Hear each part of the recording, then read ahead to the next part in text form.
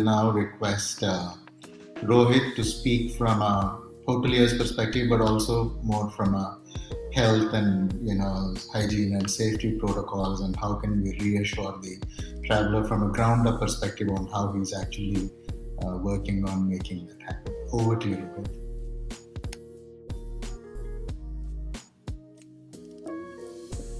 Rohit, you have to unmute yourself. Thank you. Thank you. First of all, I'd like to thank Bhuvnesh and his team for putting up such a fantastic show, 5 days in a difficult time like this. It takes guts. So a round of applause to you, Bhuvnesh and team. Excellent opening by Mr. Billa. I've always been in awe of you. Your knowledge of the industry is amazing. And like Deep said, we are missing you. I'm hoping that you get back here quickly because in crisis we need direction the way you have such great clarity of thought and what needs to be done. You made a very, very important point, and that point was that in order for us to go from bust to boom, we need to be extremely cognizant of the fact that the people who travel need to have the confidence to travel. So therefore, confidence and trust that it is safe to travel, it is safe to stay in a hotel, and it's not only good enough for us to say it to each other, but we need to say it to the rest of the world. And we need to say it through media, we need to say it through influencers, we need to show real life stories where when people actually go through experience a travel experience in India, whether it's an experience in an airline or an airport or at the hotel, and say it's safe. And I think that's very important, to remove the fear out of people's minds and to build a trust. I think this is very important. Most of our colleagues in the industry, whether they are the airlines or the travel trade or colleague hoteliers, all of us have put in standards in place and follow very strict protocols based on WHO and Ministry of Health guidelines. We at IHCL also have a very strong guideline which keeps on getting updated. We are version 2.1 right now, which is called Tajness, a commitment we strengthen. I think it's important for us to also understand in the travel and tourism industry and hospitality industry that while it is important to make a guest feel safe, but at the same time the guest should also feel welcome. The guest should also have an experience. We are in the business of creating memories and experiences. We're not in the business of creating a memory of an ICU. So it's important that we balance the health, safety, hygiene requirements with also the ability to experience what we have to offer, whether it's in terms of food, whether it's in terms of recreation, or whether it's in terms of tourism opportunities or travel opportunities. So we have 4 pillars of the Tajness, a commitment we strengthen, which is one is obviously on hygiene, second is on personal protective equipment, third is on sanitization standards, and the fourth is on social distancing. So I think based on these 4 pillars, and which are quite visible and evident when you go around to our hotels, you will find this is in place and it's working. And why is it working? Because there's a process, there's a documented process, there's a training manual, and we have something called COVID marshals. I mean, colleagues of ours who are super trained and certified, who go around to make sure, whether it is guests or it is staff, that everybody is following the guidelines. And like Deep said, gently nudging people to ensure that the mask doesn't come off after some time. So that is very important. We also have technology, like we were talking about, where technology helps us to influence this. We launched something called iZest. It is IHCL zero touch system, wherein we have a contactless from the time when you make a booking and the time when you enter the hotel till the time you check out. The whole thing is contactless. Whether it is QR code enabled or whether it is IR locks, etc. Everything has been done so as to make sure that there's no contact. Having said this, the luxury space of our business has to do the same thing without having the guest feel as if they're doing everything. Then the guest thinks, what's the luxury experience there? If I have to do everything and I have to carry my own bags and I have to take my own lock and I have to open my own door and I have to carry my own tray, then what's so luxury about it? So that's where the dilemma or the challenge now faced by our colleagues in the industry is how do you balance between a hospitality experience and a safe, hygienic and sanitized experience. I mean, both of them need to go hand in hand, not one at the cost of the other. And you are absolutely right, Mr. Billa, when you say that sustainability is a big issue. I mean, today all this PPE and everything like that is all plastic. And if you say single use, it's all plastic. I mean, we have bamboo cutlery, we have corrugated board, recyclable board, paper cups, etc., etc. But the reality is that there is a lot more of waste that is getting generated today for the amount of service that we are providing. So it's much more. So that the challenge obviously is to ensure sustainability and not to on one side deal with the problem of tourism and create an environmental disaster on the other side. So we have to have a balanced approach, which you very rightly mentioned, and totally agree with that. In our industry, I mean, just take a couple of more minutes. I just want to talk about, besides just hygiene and safety, the three basic issues that are facing us, in the immediate term, and the mid-term, and in the long term, which we all in the industry have started to refer as survival, revival, and thrival, right? So this is become the buzzword now in the tourism industry. And I think from a survival perspective, while we are doing all this, very important to generate confidence in people is to open up. I see, like you rightly said, I mean, let us not talk about international tourism at this point in time. Let us talk about what is this 24 million people that you were talking about that are going outbound from India and spending $25 million. How are you going to get these people to spend that money and travel in India? So let's talk about domestic. And if you're saying domestic, we need to reopen. If somebody wants to go for a leisure experience, you can't go to a hotel and then tell them that you have to sit in a room because the restaurant is not open. Or you have to say that you have to consume your alcohol in the room because we can't serve it to you. Or you say that you can't go to the gym because I'm sorry, you have to exercise in the room. No, that doesn't work. So what I'm saying is that while we don't need to just open up, we have to do it in a very careful manner. But we have to ensure that what we open, we do a complete job of it. I can understand a place like a swimming pool is highly contagious. So maybe that is one thing we can live without. But gymnasiums can be, spas can be, salons can be, restaurants most definitely can be, and bars can be sanitized and hygiene standards and sanitary sanitation can be maintained. So my request is obviously to all of us on this is to continue to focus on pushing on normalization. Because one thing that removes fear of travel is things if they are abnormal. When things are normal, you feel like traveling. When things are abnormal, you feel hesitant to travel. You want something extra, something different. It takes away the confidence to travel. I think that is important. The midterm, that what I was mentioning about, is we need to do these safe to travel programs with public-private partnership, the government. We need to really talk about it. We have to hit the media with campaigns saying it's safe to travel. I mean, till the domestic travel doesn't start, we cannot even dream of trying to get international travel into India. So I think we have to focus on generating confidence and trust and making sure that we push a campaign with influencers on social media saying it's safe to travel, it's great to travel. And I can tell you, all of us, like Deep was saying, multiple drivable distance for holidays we have, like 4D is a package we launched.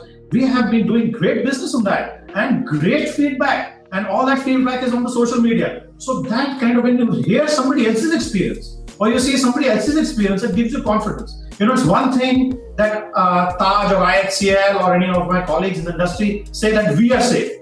It is another thing when somebody else experiences and talks about it. So I think experiential, like ambassadors who talk about this is important for us to revive the industry in the short term. A hybrid MICE is very important. I think MICE travel is very important for us. Why don't we have domestic people who are allowed now 50 right now and maybe 100 of after 21st of September? Why don't we have a program where people can join either in person or they can join like this digitally or remotely?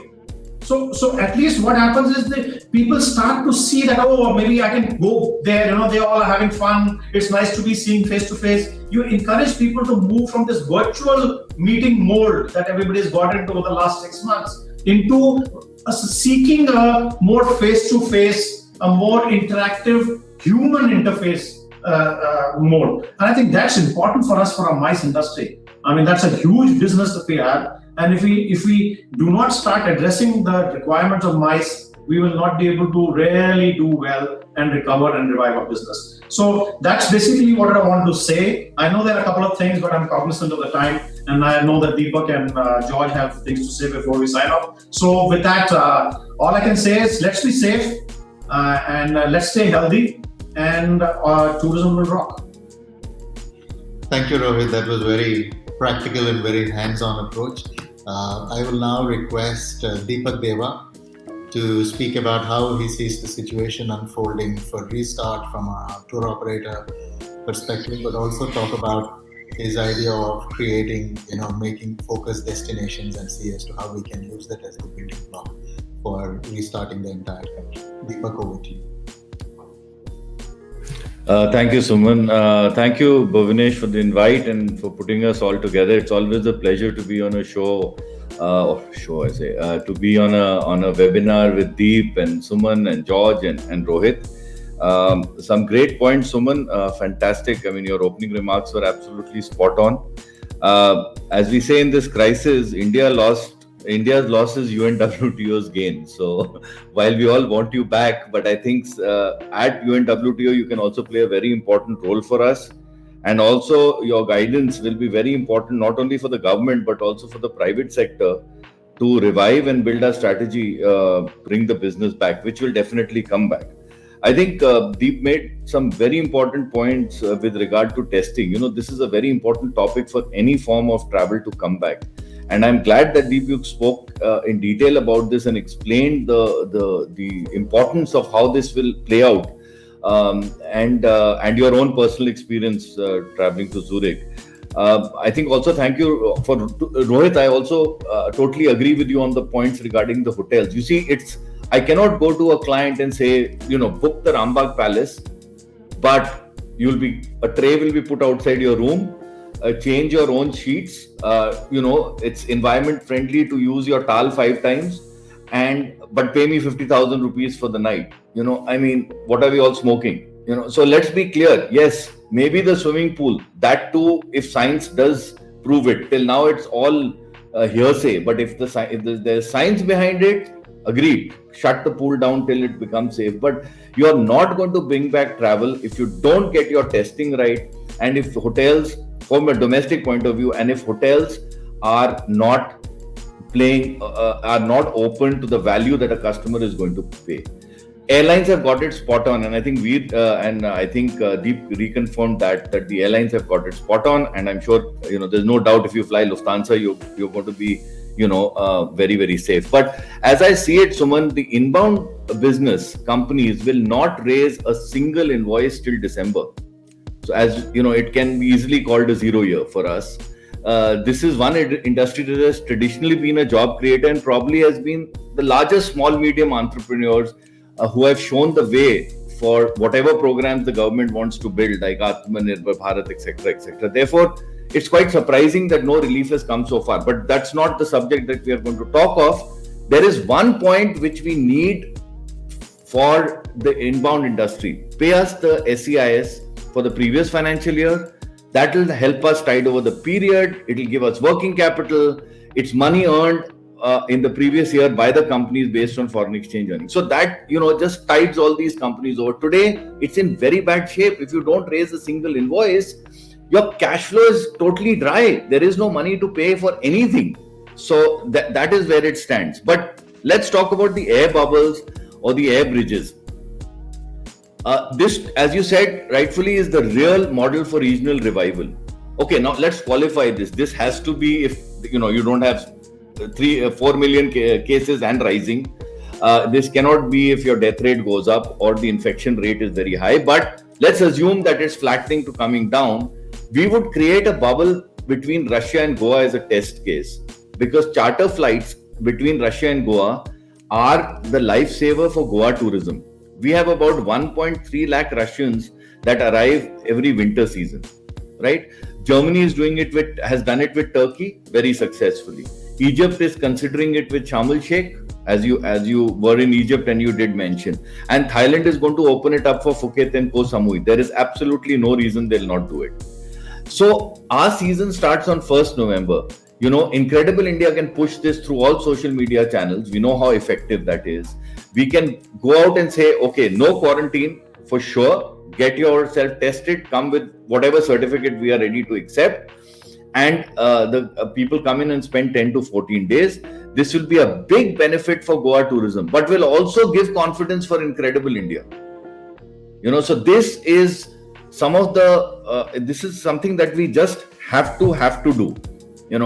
And on the other side, I think we also simultaneously must use this time in the government to plan for what we are going to do in the next 12 months. We need to be sure that how we promote India. We need PR agencies worldwide. We need, a model other than the tourist offices. They're totally redundant. They are not going to be capable to revive your business. This needs much more. So we need our ambassadors and embassies to play a strong role. We need to spend big on attracting customers. These are the areas that we quickly need to focus on in order to be ready to see if a revival starts happening. We must be ready with a plan. And right now, I don't see any strong plan there. Yes, we've met all our protocols. We've got the WTTC certification. We have our internal protocols, government protocols ready. But who's going to go and tell the consumer that there is confidence? And we need a comprehensive plan. Ready, press the button, off you go. So I would end by saying that, inbound tourism will not bounce back by just announcing the reopening of international travel.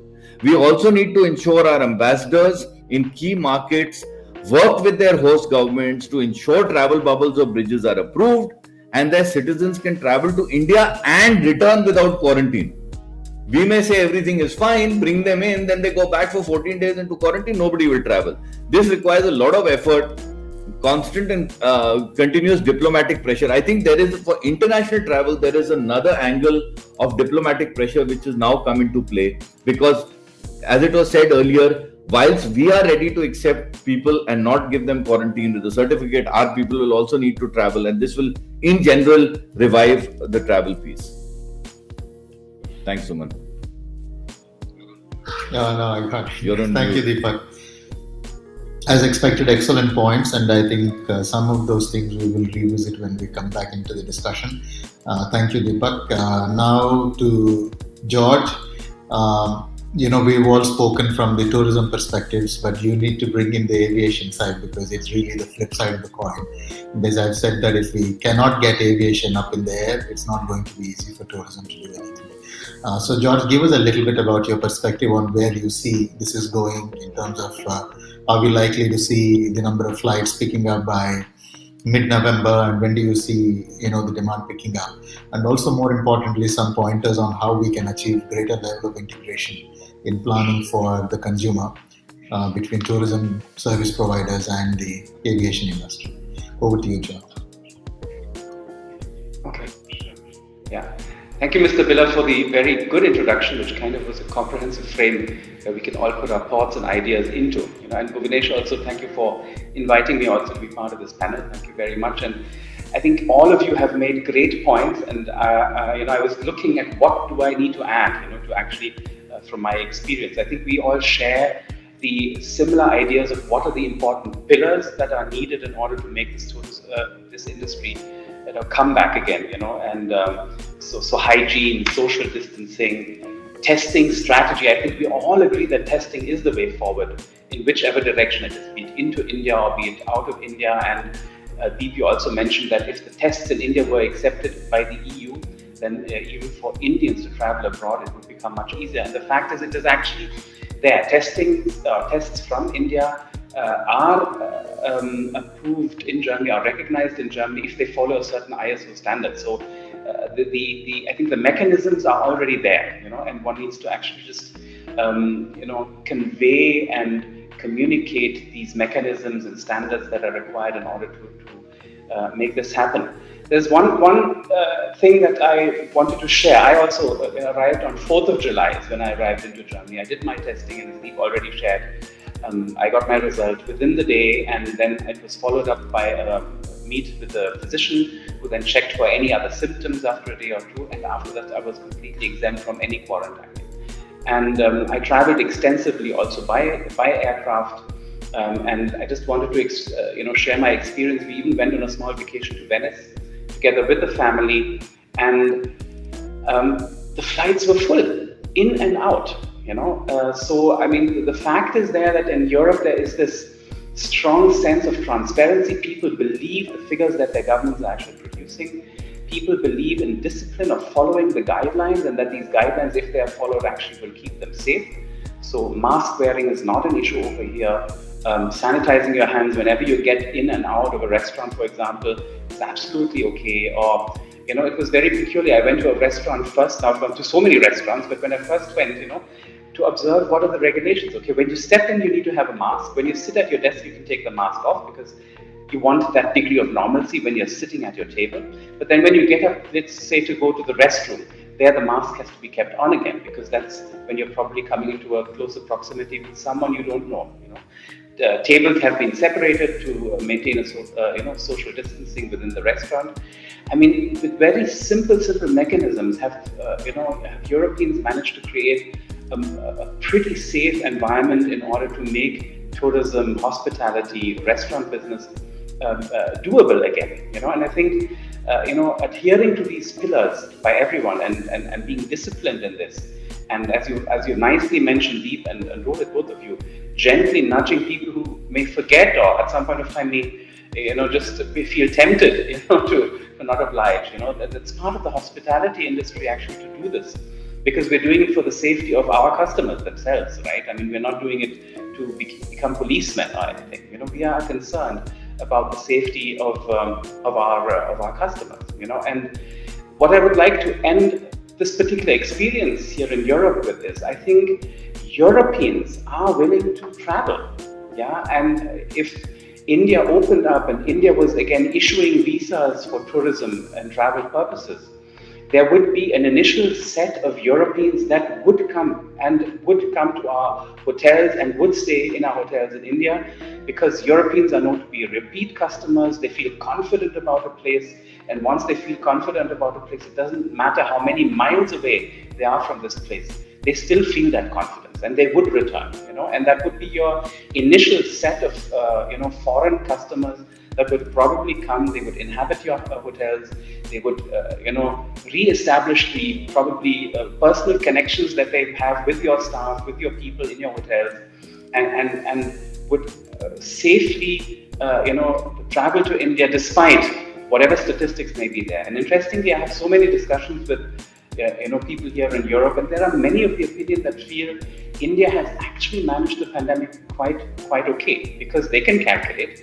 They convert all the statistics into per capita statistics and realize, the mortality rate in India is so low, or even the infection rate per capita is far below many of the other countries that were mentioned over here, like Spain or Portugal or France or UK, or any other country for that matter. India, from a statistical point of view, doesn't really look at it if you do your maths well, and many people do their maths. So while you say, okay, let's first start with reviving domestic tourism, I feel if visas are issued and if the Indian government actually manages to bring regulation which allows travel into India in a safe way, be it with a testing strategy, be it by ensuring certain standards and creating bubbles within India, there would be international tourists that would come right away, especially now that the season is starting. Yeah.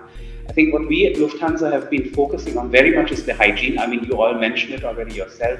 And we were also very glad that we were, acknowledged by the Safe Travel Barometer as being one of the safest airlines actually to travel also under these pandemic conditions. So we're very happy that it's being acknowledged. But we have also made adaptations in our product, and I think these are things that the industry overall would have to look at. For example, we introduced now that every ticket, it doesn't matter in which price category it falls, can be freely rebooked any number of times for the next 1 year, and When I recently went and I stayed in one of the 5-star hotels, and I wanted to change a date because my travel plans did change on account of the pandemic, there was an initial hesitance to rebook me free of charge, and then I took it up with the management, and then they rebooked me. But I think this is something, which you all mentioned it, confidence building measures so that people feel confident. So the confidence needs not only cover the safety aspect, but it needs to also cover the flexibility aspect. I want to make a decision to take a trip, but what is if I need to change my plans because of changing regulations? Because of how does my my hotel, my airline actually support me in my decision to be flexible? I think that is something that anyone in this industry, any stakeholder in this industry will have to look at seriously, to bring flexibility and not to charge so much for the flexibility like we used to in the past, or perhaps even during this pandemic, do away with charging for additional flexibility in order to really bring confidence to our customer base that they can take a decision for a travel, but they are not left in the lurch if they ever need to change it because regulations have changed or because travel plans need to change, because I'm personally affected in some form or the other by this pandemic. So free rebookings, for example, is something that we have introduced, but we've also introduced something that covers only Europe right now, but bring me home now, so in case you're stranded because of a changed regulation in the country where flights are suspended or airports are closed or whatever, we will ensure that we bring you back home where you belong. And that's something that we did with AIG. We're covering only Europe with this thing right now, but what I'm trying to say here is people need the confidence that they can take a decision and they are not left in the lurch if they need to change that decision at any point of time, or if they have reached their destination and something changes, they're not left stranded anymore, which is a traumatic experience that many people faced in March when flights were suspended all over the world. So repatriation flights, uncertainty, hotel bookings coming to an end, having to travel from one city to the next, not knowing whether a hotel will accommodate you. These kind of traumatic experiences have gone throughout the world, and we need to address them with creating products that actually address these particular, fears and concerns that they may be having. So the big thing that we are struggling right now is and you mentioned it already, Mr. Billa, very clearly, is the inconsistency and dynamism in the changing of regulations, by governments. And I mean, we've always had government regulation, but what has come right now is not only central governments have regulations, but even state governments have regulations. And as you rightly said, they're inconsistent. One is never sure what one is in for when one travels from one state to another. Earlier that uncertainty was there only from one country to another, but it's becoming really very localized right now, and that some solution needs to be found, and governments need to actually consolidate, and as you rightly said, perhaps it's the industry that should make the first proposals, but governments need to be pushed to actually bring back some kind of a consistency in their policies. And with regards to airlines, it's very much there that governments are restricting airlines to operate their aircrafts in the first place. That's something that we have been pushing for, especially since May, since there was first signs of some kind of an opening. We've been pushing governments to actually come back to a level where traffic rights are reinstated, traffic rights that existed for decades, that they have brought back. And one thing that we are facing, I mean, we were not facing any shortage of passengers when we opened our flights from India outbound. Our flights were full for many, many weeks. I mean, we were, even having situations where we had denied boarding. So people are not so worried about traveling on an aircraft. They know that it's safe, and there's so much of studies also that showing that traveling on an aircraft could be probably much safer than going into a grocery store, even with a mask on, down on the ground. So people's willingness to travel is definitely there. But the problem we're facing right now is the visas are not there anymore for people to travel outbound. And I'm sure that if, even Indians were issued visas again by Schengen countries, by the US, by Canada, or any destination also Far East, Indians would travel outbound just to get a break from this, And what we as a company or Lufthansa Group are realizing is that going forward for the next many years, corporate travel, will have contracted and will remain contracted for an extensive number of years. And leisure is going to be the key segment for revival for our industry. So we are very much focusing on redesigning our products towards that, because we are fully aware and that the willingness to travel, the willingness to move out by people, by our human race, is so huge. We can't keep ourselves locked up in places for too long. We can't bear that, and we know that, and we know that leisure is going to be the avenue by which people will start traveling again, since their corporates will not allow them to travel so quickly anymore. So I think the opportunity is great for revival. It will be slow. I don't think it's going to be a sharp V curve, but the sooner we all get our act together, and I think governments are the key right now, that's when this industry will also see some form of a recovery.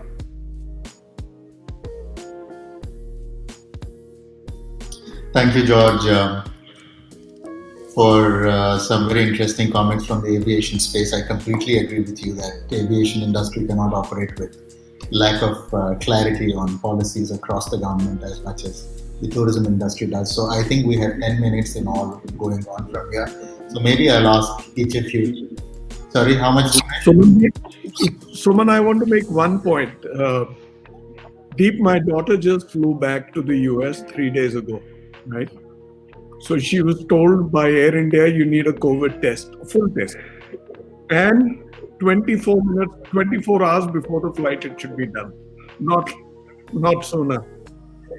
And she got that done. She was to report at the airport at 10:09. We got the report. We rushed to the airport. Nobody at the airport in India asked for it. Nobody at the airport in America asked for it. In New York, at the JFK. So much for testing. Yeah, I think there's a protocol. I mean, clearly, I don't know who asked for it. If Air India asked for it, then that's different. But I have not heard of anyone being asked to get tested before to leave right now, because countries want it when you reach. Only India is accepting it, and that was my point. India is accepting it for inbound, but our test results should be accepted in other parts. Nobody asked for them. So Anyway, one of the over to you, things that Suman. I've noticed when I flew to Egypt was that I had to take a PCR test, and when you check in, they will check your certificate, and it has to be within the past 4 days. But there are two problems with it. The first is that typically in Spain, for a PCR test result to come, it takes 3 days, unless your office gets behind the hospital to keep it within a day or so. So you're really cutting it fine. And the second issue is I realized that only when I went to the hospital.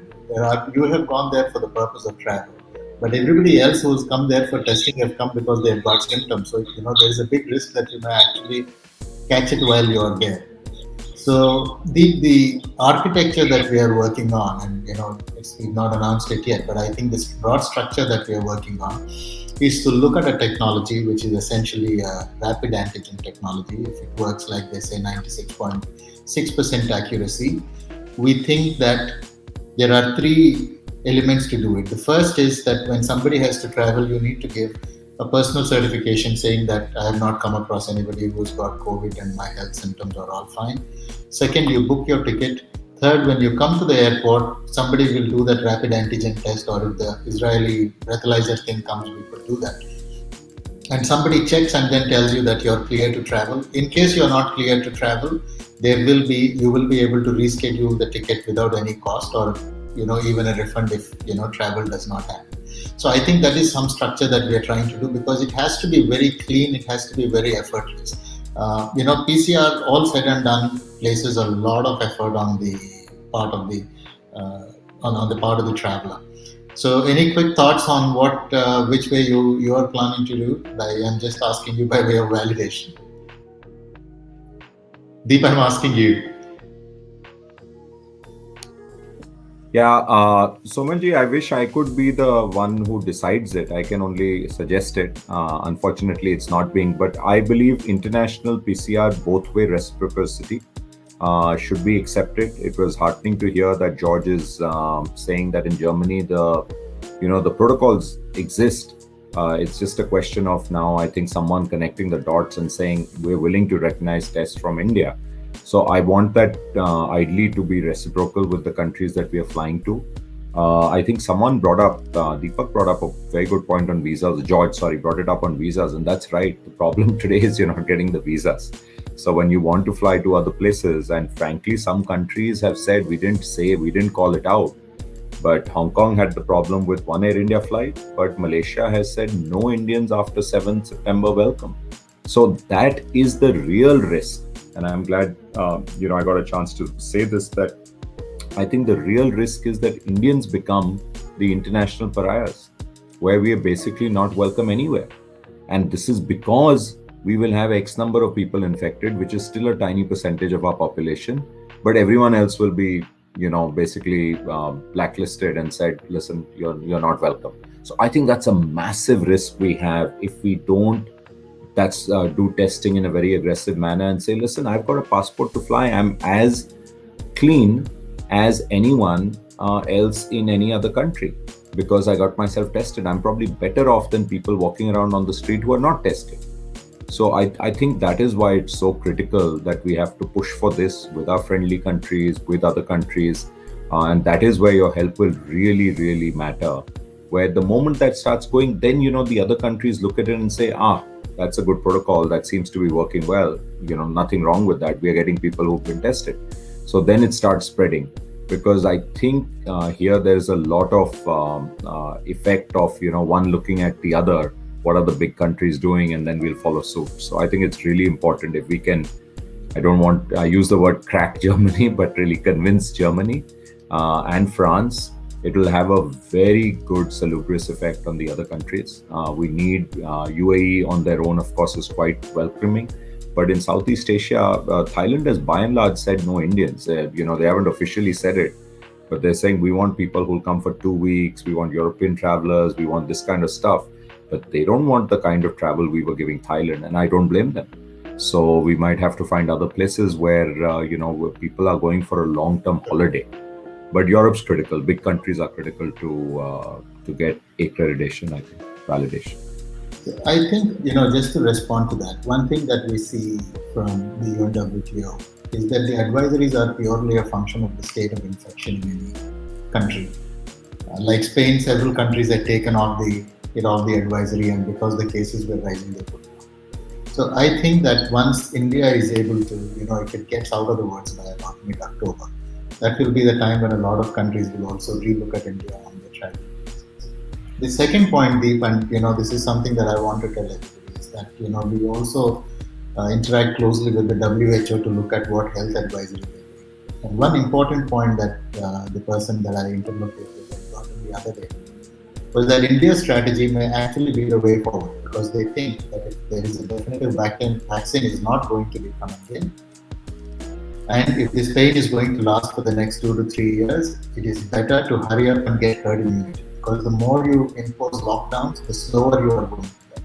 And therefore, several European countries which are actually trying to halt that, or all across the world, they may actually be delaying their own path to recovery. But that's just still a untested theory that is, he just wanted to understand the India perspective from me. So my sense is that we may not be all bad. If what the newspapers report is correct, and the number of people who've been infected and gotten better is of the rates at which we have in major cities, and I think it may not be very far for us to actually be able to achieve herd immunity or to get out of the woods much faster than that. So I think there is it's not all gloom and doom. There could be some silver lining there. Rohit, you had made a very important point about Safe to Travel program, because we all understand that this is not the time to ask industry to put money on it. But what the industry should actually put is its expertise, because I think we used to have an experience in the society. There used to be a close coordination, and I think the messaging that needs to go out is something that the industry should suggest. Would you? I'm asking you whether the industry would take that forward and. I totally agree with what you're saying. This is something that we need to put the expertise, but I think what we can do is as like a PPP model, where we have the government of India also saying something, and along with that, the associations, we have associations like CII, which looks at the tourism entire portfolio, and also Faith, which is also looking at the tourism portfolio. And all the members, there's so many members, and even if they contribute little, which they could today, we could come up with a campaign which talks about this dispelling the fears of one, traveling within the country, and number two, for setting the right message outside. Because it's important that CNN or BBC or anybody else doesn't start creating us as big a huge problem in the world, and totally no, just stay away from India. I think that's very dangerous. We already have a past suffering where people are not so willing to make these long distance travels, and we've had a tough time trying to sell India to them when everything was normal. Now when things are like this, it becomes even more difficult. And I think communication is the key, and getting to our source markets and sending the right message through diplomacy, through media, through influencers, in my opinion, will make it happen. Thank you, Rohit. Dipak, you also spoke actually to continue forward, you also spoke about how for the next 12 months we need to have a concrete plan. One of the things is that the government needs to come and front face that, but it is also important for the industry to tell where the shoe pinches, which are the markets that we need to go to, how do we need to, attack them. So I think with the industry, and I think that Bhuvnesh has raised this question on the thing about which is the agency that's going to speak. Everybody can speak, but I think we need to work through one, which essentially I think Faith is a good option to work with because everybody is represented. So you think the industry can take a draft zero, like I've asked, Deep, for draft zero on safety protocols, health protocols. Do you think you can take a draft zero to the government on a marketing plan, on a PR plan, and then see how to pick it up from there? Yeah, Suman, I think one of the things in the last 5 or 6 months is that every association has put their own numbers together and changed the goalpost every few weeks. And they've gone with a huge laundry list and confused the government. I mean, you've been in the government in India, if somebody comes, 5 associations come to you with, 68 different points or 10 different points, and including what they wanted in 1975, in a time of a pandemic, you're just going to cease to listen to them anymore. I mean, there is a little bit of a problem here. You're right, there has to be one association, and that is Faith. We agree. That's why it was formed. But I have a different view. And talking of one association, Kerala did it 3 weeks ago, and the Kerala government has doled out money to the private sector out there, or has got a relief plan in place, right? So much for a communist government, but they have definitely done something. The point I'd like to make, and I think Deep brought this up, is that if he were to be listened to, or I was to be listened to, I think we now need to form an 8 or 10 member private group. Forget associations for a minute. We need to form an 8 or 10 member private group which says, listen, for the next 1 month, we will dedicate 1 to 2 hours a day in building a strategy, which is a very simple document, and go to the government. So people like Deep and some other people in the industry, we must come together and we must go with a very simple, straightforward, concrete program plan. We come to you, we say, listen, Suman, this is what we are thinking. We need you to validate it from your experience. And we go and we publish that plan. But a simple, realistic one that is to be done, which focuses, sure, it should be conservative, sure-footed, reset all the stuff that we've spoken about, but in a manner that it can be done. And that's the only way, Suman, this will happen. Yes, we need a plan for the next 12 months. If we don't do that, we'll be sitting in month 11 trying to open and running around like headless chicken. We need a plan. We need to identify the markets. We know we don't have money to waste. So let's be smart about it. I mean, if every other country around us can do it, including, our neighbors, we better know how, we better get this right. And it's an opportunity. Who will be first off the block? It should be us. So, That's I what I feel. You. And one of the things that I have learned in my long years at Kerala Tourism and India Tourism is that the industry is unable to prioritize because they need to take a democratic process, take everybody's list and put it in there. But I think it's the government which needs to prioritize and tell us which to go. George, I wanted to ask you a question, but there's a call to close it because we have a session coming up next.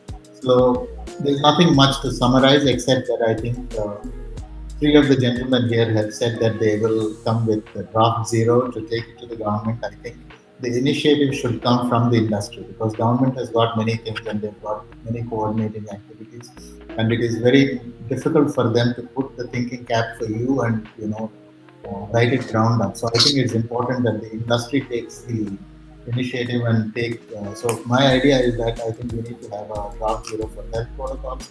We need to have one for safe travel programs, and we need to have one for the next 12 months of marketing campaign. In whatever we do, we will have to make sure that George is on board so that the aviation sector is completely what we do. So there's nothing much to sum up. I think we've had a fantastic, very illuminating discussion. I would like to thank all my panelists. I would like to thank the organizer.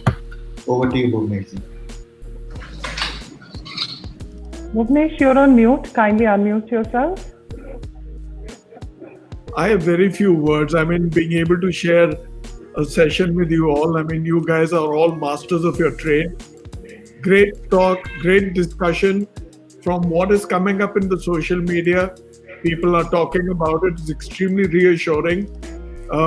You have an airline. You have the best hotel chain. You have the best travel company, the OTT, and Sumanji all the way from Madrid.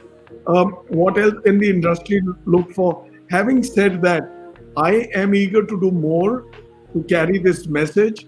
Amitabh Kant has already spoken. He wants everybody to come together.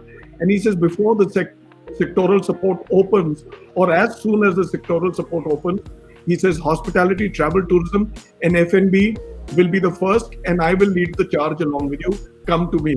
That is very reassuring. And Suman ji, jaldi वापस आ जाओ, आप लोग सब आपको बुला रहे हैं. Right? Deep has said that. Rohit has said it. Dipak has said it. George himself is sitting outside. So I think all of you need to come back. India needs you. Yeah. Thank you so much. It's been a most wonderful show, which I've thoroughly enjoyed. Yeah. Thank you. Likewise. Thank you very much. Thank you, Rohit. Thank you. George, Sumanji. Thank you very much. Bye. Thank you so much, ladies and gentlemen.